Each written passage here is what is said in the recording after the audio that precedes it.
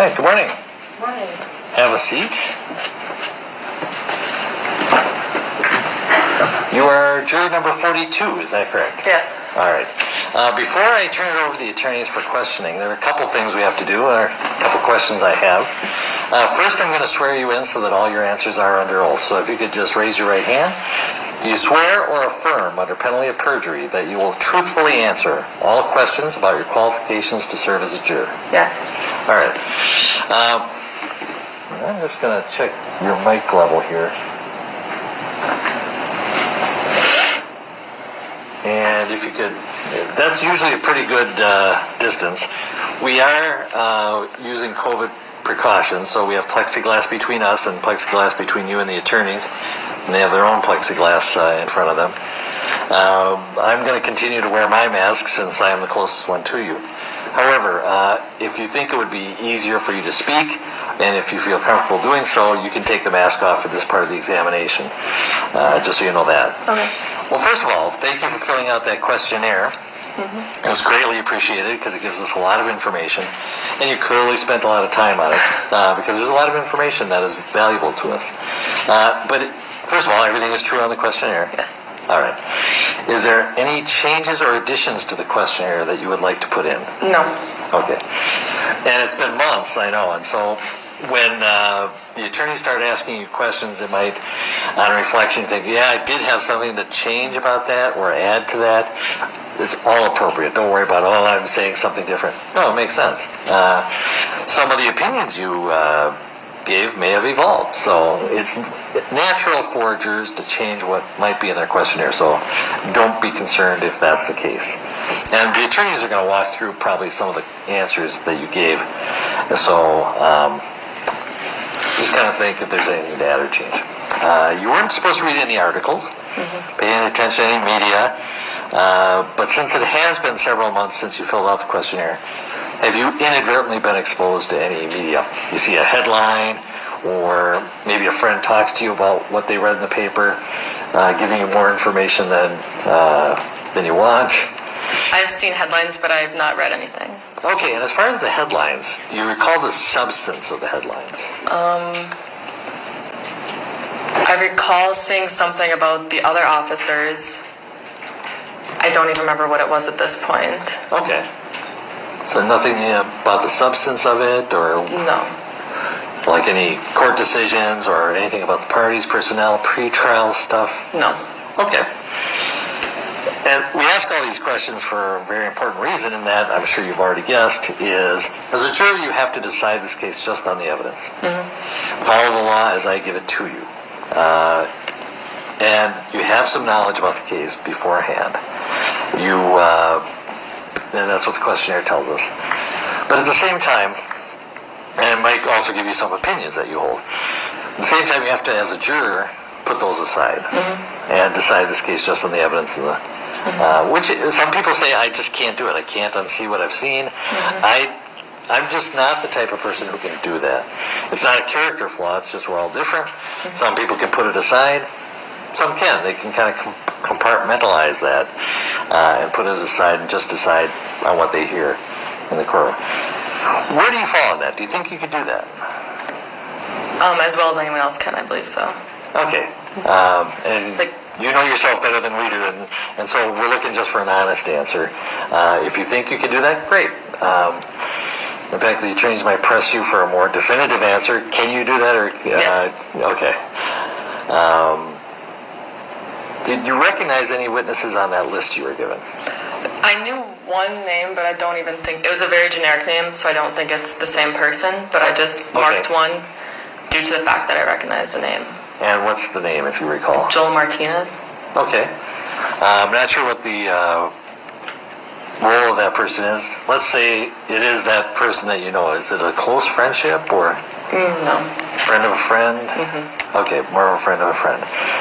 Okay, in that case, if you realize that it is the same person that you know, are you still able to treat that person like any other witness? Apply the same standards that I gave you yesterday that you'll hear again if you're on the jury.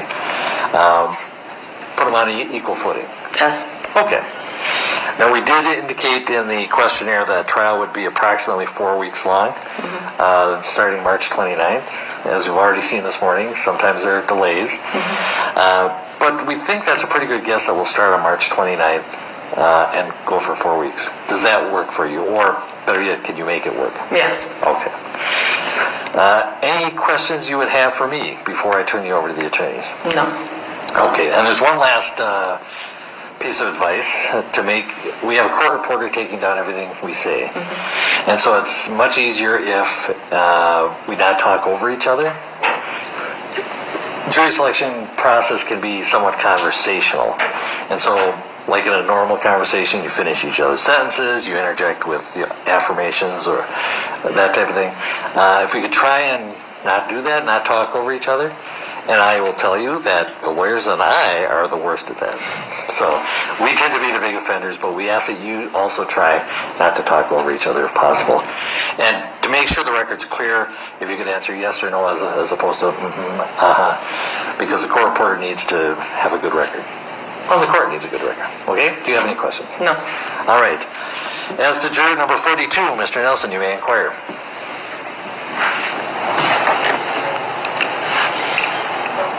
Morning, ma'am. Morning. Thank you for your patience. I know you were here yesterday for a while and back this morning with a little bit of a delay. So thank you very much for being here.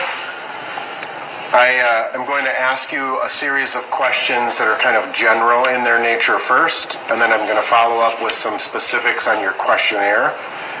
Again, we all understand that it's been a couple months since you've read this, and nobody's trying to trick you or anything of that nature. Okay? Is that a yes? Yes. Yeah. Okay. Sorry, I may say that from time to time. I'm not trying to be rude. It's just, again, to get the record correct. All right? Okay. Thanks. So first of all, let's assume you and I were to meet under different circumstances, at a party or some sort of an event.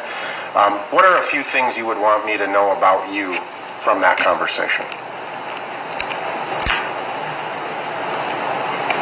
I am a genuine person. I look for true friendships.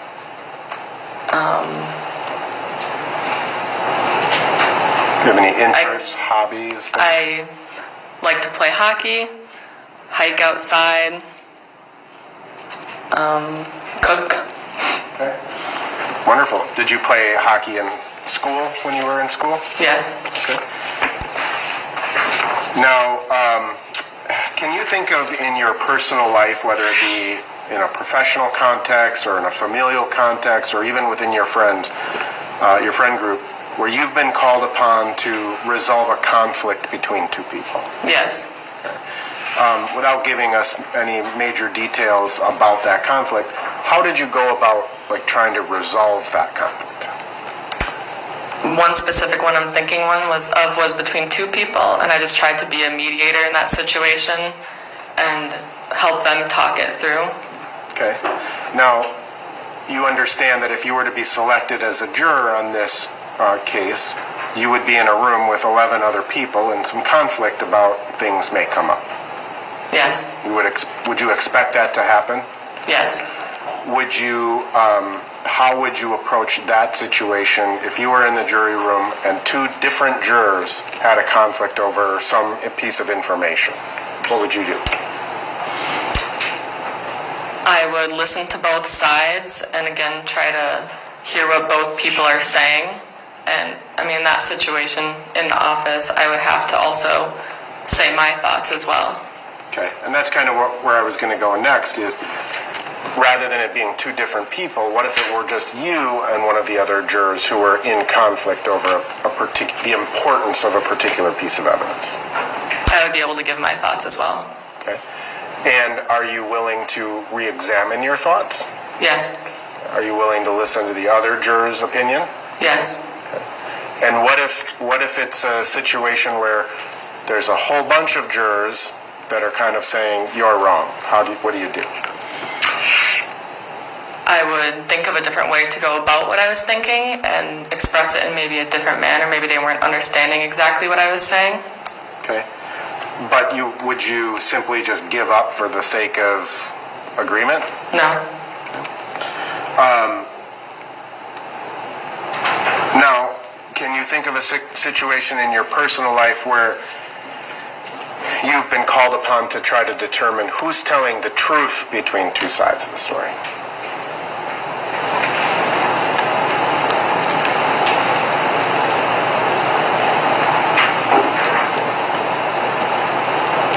Not necessarily that I can think of. Okay. Right off the bat.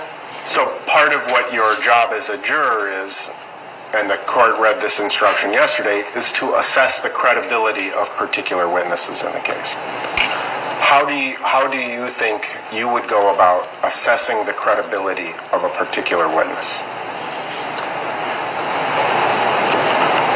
In this case, it would be whatever is in the courtroom and what is brought forward about that witness. Okay. Being we have no prior knowledge of who they are. Okay. So, in a situation where, let's say, two witnesses were watching the same set of circumstances, right? It's a car accident. And witness number one says the light was green, and witness number two says the light was red, right? That's assessing the credibility of each witness. Would you agree with that? Yes. Okay. So, in that circumstance, you've got two people standing right next to each other or very close to each other, watching the same incident. How do you go about determining which of those two people is telling the truth? I think it's important to see what else is brought to the table. Okay, such as what? Other evidence, other witnesses that were there. Okay. Timing. Okay. All of those things are very reasonable, right? So you would recognize that there are tools you could bring to the table to try to assess the credibility, things other than what they're saying, right? Yes. Now, let's take, for example, if you have a piece of evidence that is pretty clear, right? I mean, you can, whether it be a videotape or a fingerprint or whatever the case may be, whatever piece of evidence it is, but it speaks for itself, right? But two people or two witnesses are saying something different about that same thing. How do you assess the credibility there? When it's fingerprints or video, I think that would be more valid than what someone is saying. Okay. But if two people are telling you how to interpret that piece of evidence, right? The meaning of the evidence, in other words, and they have differing opinions as to the meaning of that evidence, how do you assess that? Again, I think you have to look at other things other than just opinions, and that video would be other things that come into play in that situation. Okay, good. In your personal life, can you think, or again, professional, familial, whatever, can you think of a situation where you've been 100% convinced of something and then it later turns out you're wrong? No. Okay. Can you imagine that happening in life? Yes. Okay. Let's again take a hypothetical. If you were certainly convinced of something, right? You had formed an opinion, it was a strong opinion, and it later turns out you were wrong. How would you anticipate reacting to something like that? Admitting to my wrong? Okay. And how do you apply that later in life? Maybe evaluate situations more deeply, or... Okay. So one of the rules of law that will apply in this case is that the judge will instruct you on the law if you were to be a juror in this case, right?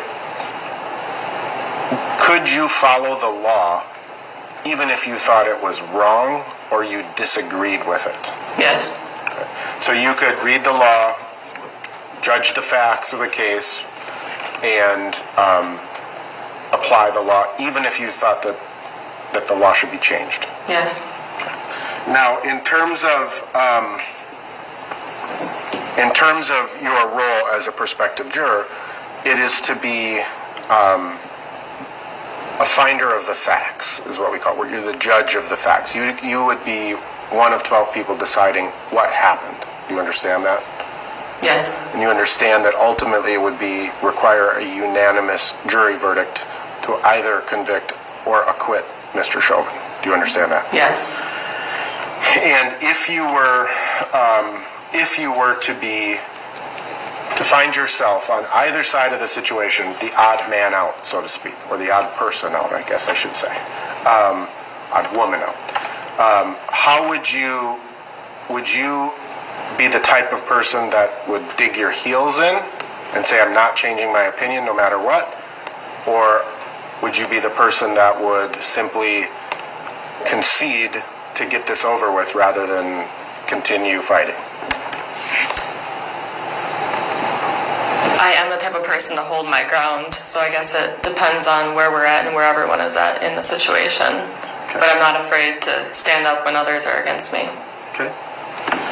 So I'm going to turn again now to your questionnaire and ask you some follow-up questions. Again, we recognize it's been, I guess, at least 2 months since you filled it out. So the first question that you're asked was to ask about what you had heard or what you sort of knew about this case. Do you recall that question generally? Yes. All right.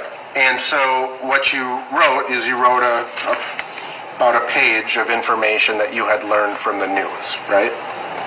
Learned from the news or conversations or things of that nature. Yes. Do you watch the news or regularly read the news? Not anymore. Well, obviously, but at this point, did you? Yes. Okay. At the point you filled out your questionnaire, you did, right? Yes. All right. One of the things that you wrote was about remembering that there were 2 autopsies performed in the case. Yes. That's what you believed that had happened? Yes. Now, one of the things that is very important is only certain evidence is going to come into the courtroom, and that's what you're required to judge the case on, right? But if you have some knowledge from the time before you filled this out, and that information is not presented in this courtroom, are you able to kind of set aside what you may have remembered or may have learned before and focus only on what's in the courtroom? Yes. You were asked to state your opinions as to both Mr. Chauvin as well as Mr. Floyd.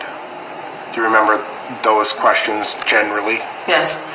And in terms of your opinion as to Mr. Chauvin, you indicated that it was a somewhat negative response. Yes. Okay.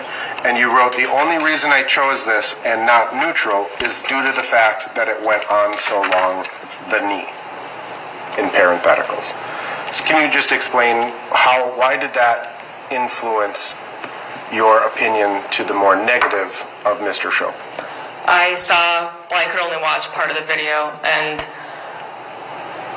from what I saw as a human, that did not give me a good impression. Okay. And it's important for you to understand that you are entitled to have your opinions, right? Yes. You as a human being are entitled to have your opinions, and we may or may not disagree on whatever some of your opinions are. You appreciate that? Yes. And nobody is asking you to set aside your personal opinions or beliefs here.